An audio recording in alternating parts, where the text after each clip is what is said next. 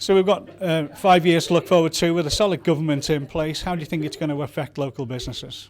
Well, I think that stability that a majority government brings is obviously brought some confidence into the market, and that's a good thing. I think the private sector is very buoyant in Liverpool and the wider city region at the moment. An awful lot of confidence about anyway. You know, we've had the three queens here over the weekend. Fantastic, 1 million people coming into the city. So it's all to play for. I think there's a fantastic environment in which we can operate. And of course, we've got the International Festival for Business coming in 2016. But against that backdrop, we've got this huge debate and discussion taking place around devolution. And whereas Manchester have grasped that opportunity and the potential of that with both hands, we still seem to be prevaricating. There's a lot of parochialism around that agenda, with the likes of the Wirral saying, well, it's not for us, we don't want a Metro Mayor. And so long as we're in that sort of discussion of, well, we're not sure it's for us, we're going to suffer.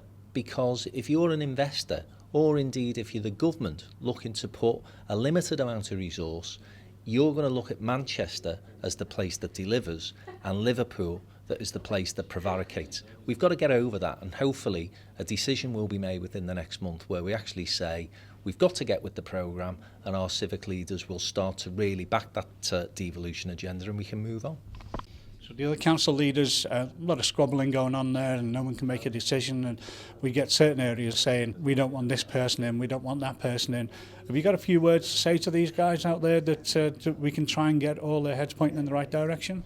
I'd say the business community doesn't want them to squabble, it wants them to come together to bat for the Liverpool City region. It shouldn't be about personalities, it shouldn't be about job titles, it's about what's the best way to secure additional capital investment from central government. And if that involves people swallowing a bit of pride, then we in the business community would ask them to do that for the greater good. Well, the city region agenda is the agenda. That is the way in which our country is going, partly because of the Scottish situation, but partly because it's happening anyway. And I think that central government, not just in a political sense, but I think the civil service as well as the politicians are saying to the municipalities, the responsibility is there if you want to take it. Why can't we deliver public services at a more local level? We don't have to have a postcode lottery, we can have national standards, but delivery can be done locally, and I think the train's leaving the station, so get on board. It's important to say it's not about who gets that job of Metro Mayor, it's about what they can deliver. And too many times in the past, when we've discussed this issue in Liverpool, it's been couched in the terms of what personality is going to get the job. Let's forget that. Let's look at what the powers are going to be, what the resources and the additional improvements to Liverpool that particular role can bring, and then worry about who's going to get the job later. That won't be the decision of any of the politicians anyway. That's the decision of the wider community.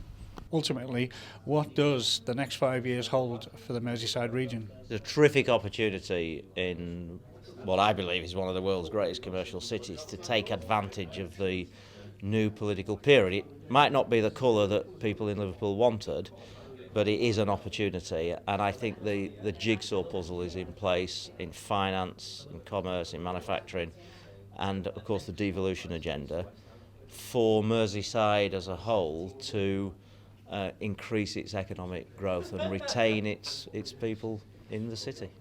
I don't think they have an agenda to pick on us. I think they have an agenda to devolve power to city regions, and we as a city region have to decide whether or not we want to go along with that. I think we ought, if that's where the money is, if that's our way of gaining additional investment from central government, then standing on the sidelines and shouting at them isn't going to be the way forward. I think we should work with them and work with their agenda. I think there's huge amounts of opportunities in entrepreneurship here, in specialist manufacturing, in financial sector, other business services. But I think what is needed to unlock that is the banking sector and the investment community. And after all, Liverpool was built on that, so I can't see why it shouldn't happen again. Is there anything that can be done to make it easier for businesses like yourself to be able to get the funding which is needed to grow?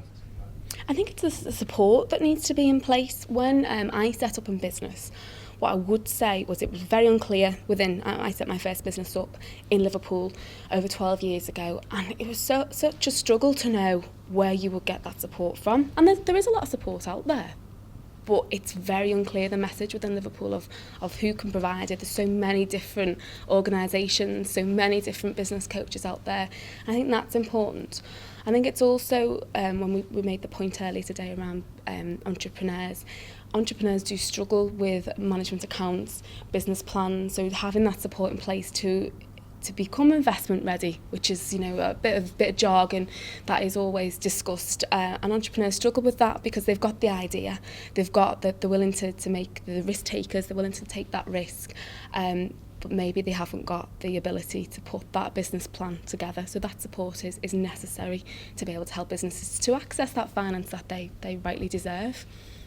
And if we don't do something soon, we're going to miss the boat. We'll be, well, quite literally, we'll be sidelined. We've already seen on the big infrastructure projects such as High Speed Rail 2, the issues about connectivity across the north. Osborne talks about Manchester Leeds links. It doesn't talk about Liverpool. HS2, we're not on the programme at the moment. So, if we want to continue to be sidelined and left out, then continue to argue amongst ourselves. If we actually want to make progress, then let's sign up to the devolution agenda as spelt out by the Chancellor.